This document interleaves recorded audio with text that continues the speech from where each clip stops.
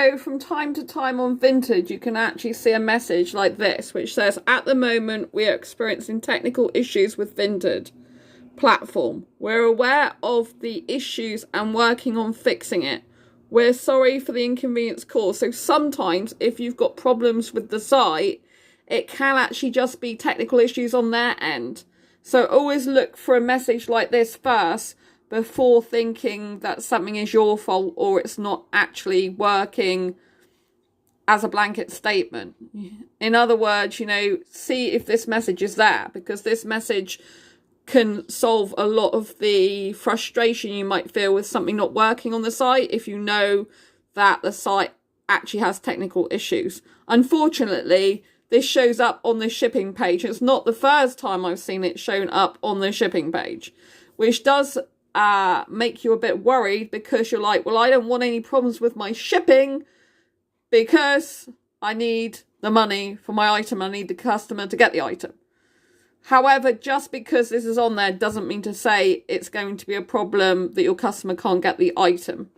It's rather a technical issue with the site that could cause some issues. But having said this, always look out to see if there is this message first before you jump to the conclusion that things are just not working in general with Vinted. Like Vinted's no good and just give up.